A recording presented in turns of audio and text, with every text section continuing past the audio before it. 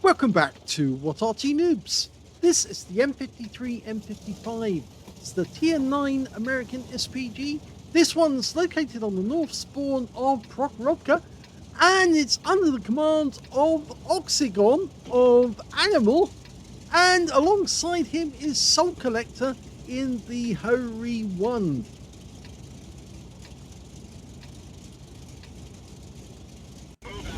Game on!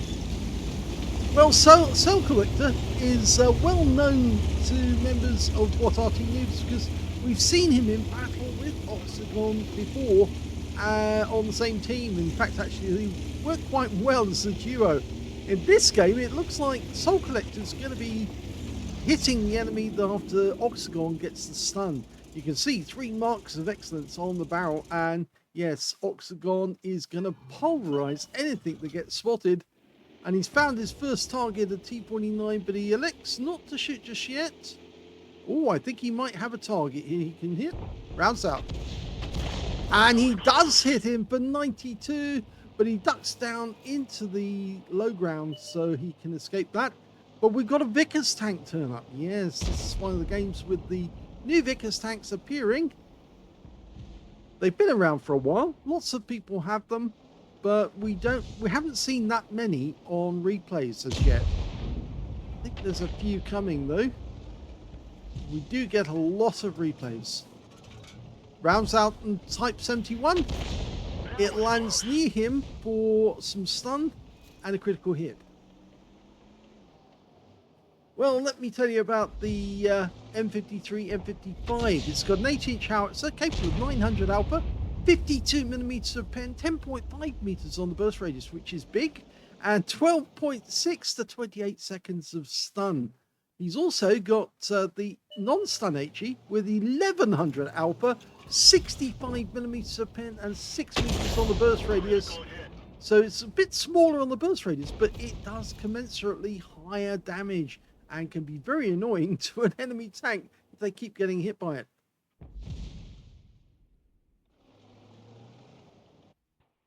Now, the unfortunate thing about this Arty is you don't get a whole lot of ammo. You only get 20 rounds in total, and so it is easy to run short on ammo, and you need to be careful to make sure every shell counts if you can. Rounds out. Another solid hit, 403. The guy's stunned. He must be spotted. In fact, he's probably spotted by Soul Collector at this moment. But he can't get a shot in there because he's in the low ground. Yeah, there's a little area in the low ground there where it's difficult from Soul Collector's position to get a shot. But he got the shot there. He absolutely nailed the guy and finished him off. Okay, unfortunately, we didn't get the stun assist, but he is getting good damage. Looks like enemy RT is focusing on our guys at the center line at the moment.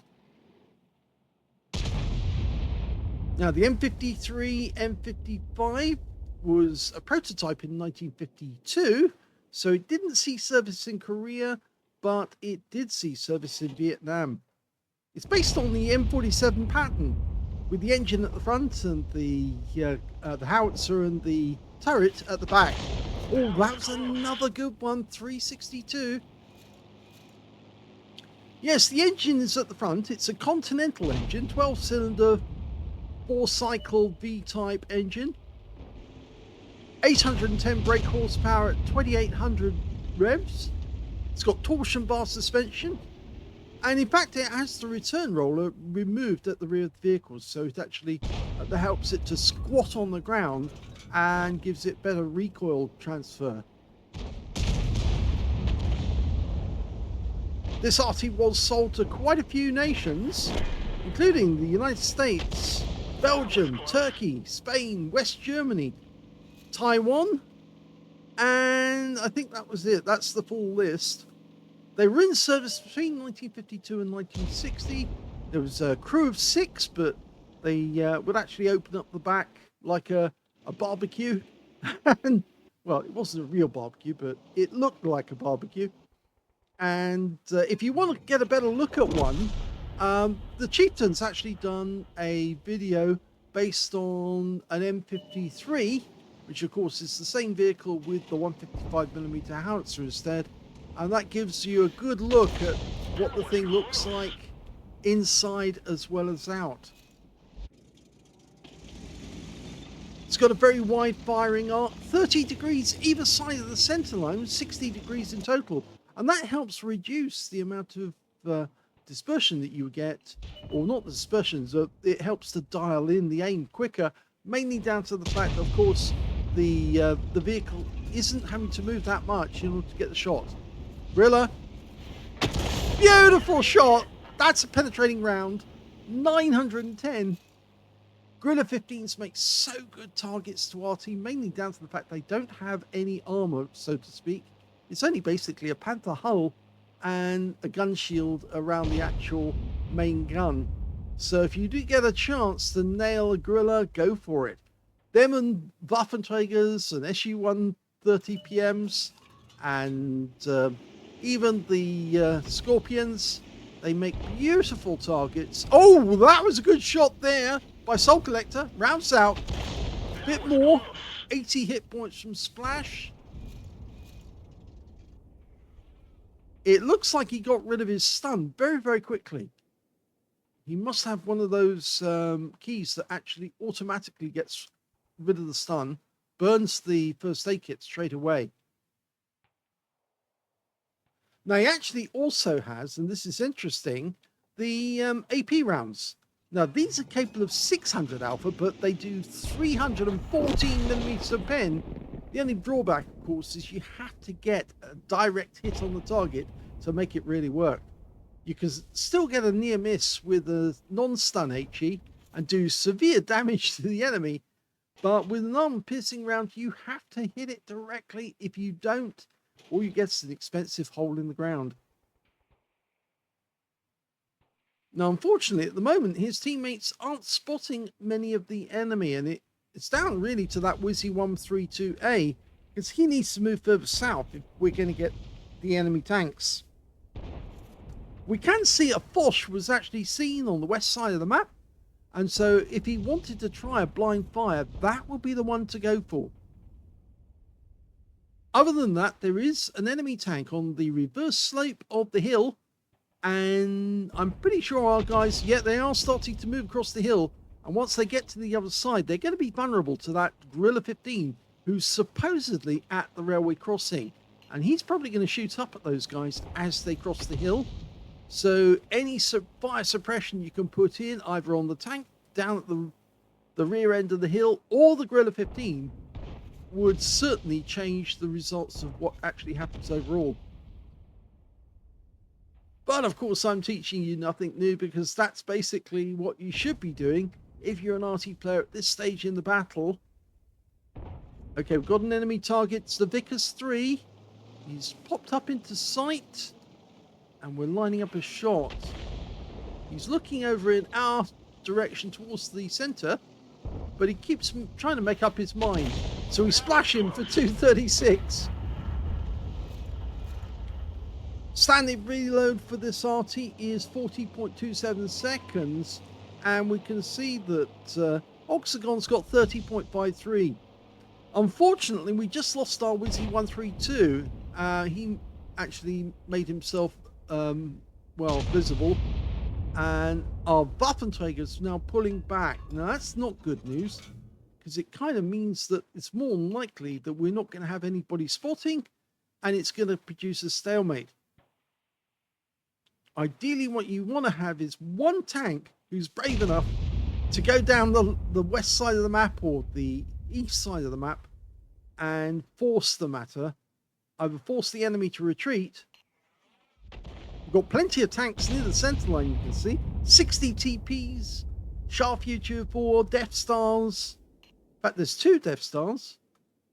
So there's enough players to actually force the matter either through the village or over the top of the hill. If they go through the village, then they're going to be vulnerable from fire from the enemy up on the hill. But our guys are now very close to getting across. Now that Gorilla 15 would look a very tempting target. There's the Vickers. Rounds out straight away. direct hit for 435, and he does get taken out from the hill. I think that was Al Vickers on the hill got the kill. Shure 4 is still not actually committing himself to helping one team or the other. Now, I'm pleased that he's doing this because he is now looking for that gorilla. They've got one enemy Arty. There's the gorilla. Okay, that guy. If he can suppress that guy, that will really make a big difference. Huge difference. Rounds out. Here we go. Oh! It drifted to the left, and unfortunately, I don't think we would have got anything out of that one. Maybe just a small bit of splash, or maybe even just a critical hit. But it means the Gorilla 15 is still there, and he's still a danger to our guys who are up on the hill.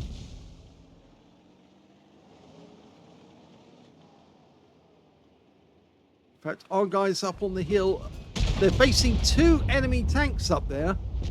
And even though the Death Star's moved into a position, and we did clout that BZ-58 too, the good news is our team have pushed through on the south of the hill, and now we're going for the Gorilla 15. The Shure 4 is moving up. That's going to compromise the BZ-58 too, because of course now he's got somebody behind him, and he's not going to be happy about being there. We're almost loaded. Go for it. Pump the round in. Go for it. Oh, come on. Rounds out. Here we go. That's better. It's only 33 hit points, but unfortunately, he wasn't stunned again. We're not getting any stun, even though we're firing stun shells. We need our guys to go right down to the end of where the railway carriage is. And one to pop over there, and the other one will take the hit from the gorilla. Rounds out the gorilla again. And he backs in. Oh! Well, he was nuked. That's a penetrating shot. 857. He's out the game. And our guys are now across the railway line. And now threatening the BZ, who has to do something. He can't stay there. Not when he's got guys in front of him, guys to the left, right of him, and guys behind him. If he doesn't move, he's a dead duck. And that was one of the Death Stars firing across the map. We've got 2 minutes 34 seconds left on the clock. So we're running short on time. We do have a 2-tank advantage, but that still means that the enemy force is considerable. And we are running short on shells now. And in fact, Oxagon's telling his team to spot. They need to spot. They need to find out where the enemy tanks are so we can hit them. There's the BZ. Right. Nail him. And he goes down.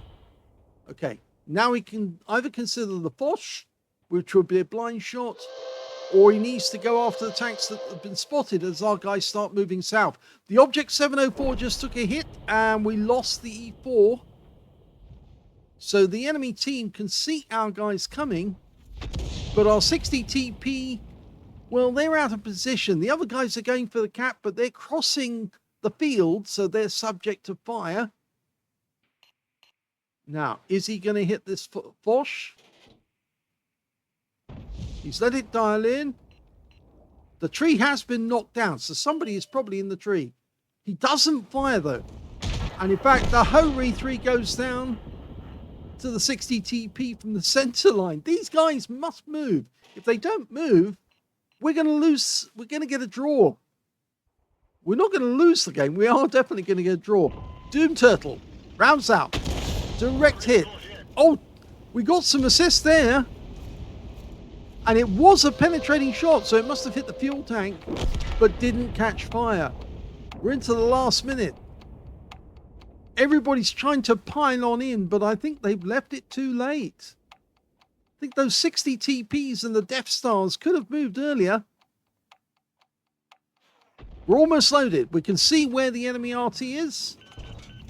But the convoy's been spotted. If we fire at him, well, it would have been a wasted shell.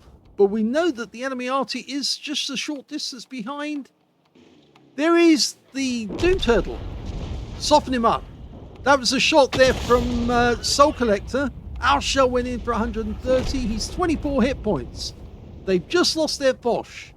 But there's still 3 enemy tanks with 10 seconds left on the clock. They've left it too late.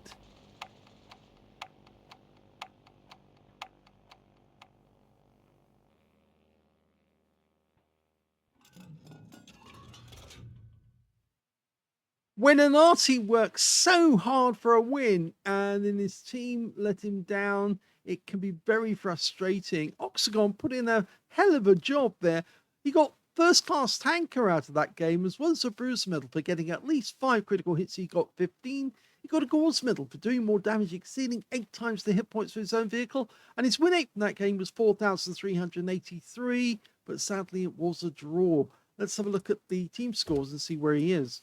Well, we can see the highest damage in the game actually went to Soul Collector in the Hori 1. He managed 5,416 hit points of damage, and he got the high caliber.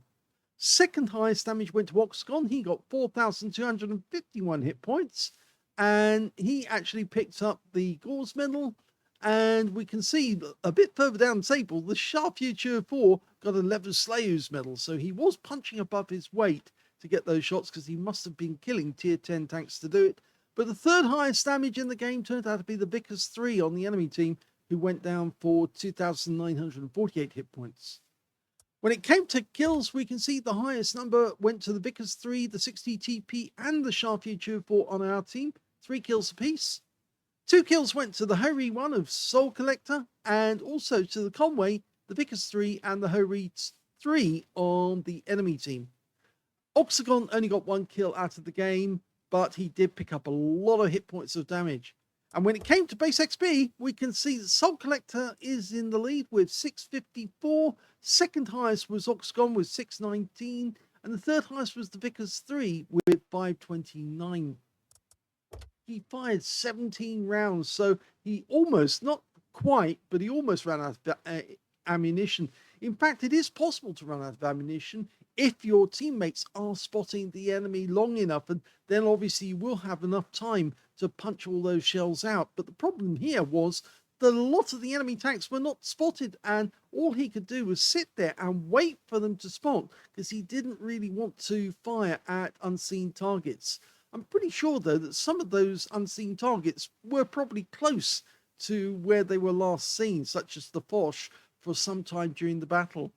He got 7 direct hits on the enemy and 2 penetrating shots, and I believe both were actually on the, or at least one of them was on the Gorilla, and the other one I think may have been the T95, but we can check that, just see who actually got the penetrator. Well, funnily enough, both penetrating shots are actually on the Gorilla 15. And according to this, the T95 wasn't penetrated. Although it did appear that he wasn't. No, that wasn't a penetrating shot. Neither was the T49 for that matter. So yes, both on the Gorilla 15. 4,251 hit points of damage, all of it more than 300 meters. Damage 7 of the enemy, kill 1. 276 hit points of damage assistance and 986 of stun assist off 12 stuns. On a premium count, he actually made a profit of 134 credits. Yeah, I know it's small, but then obviously because the scores are not boosted because they didn't get the win, that's where the courageous resistance comes in and equalizes his score with that of a winning team. And he got 1,495 experience points out of that one as well. So at least these guys did at least get some benefit out of the fact that they were pumping the shells in, but their teammates just weren't acting on them. And Soul Collector definitely did his duty because, of course, he did get that medal. He got the high caliber for working really, really hard. But sadly, there was no win. Okay, so I hope you enjoyed that replay. Interesting to see Oxagon again. He does punch these replays in every now and then. I have got a few still to do, so you will be seeing him some more. And they'll probably be on double or treble replay videos. Hope you enjoyed this one. If you did, please give this video a like. do subscribe to our channel, leave a little comment down below because it feeds the algorithm, and thank you for watching.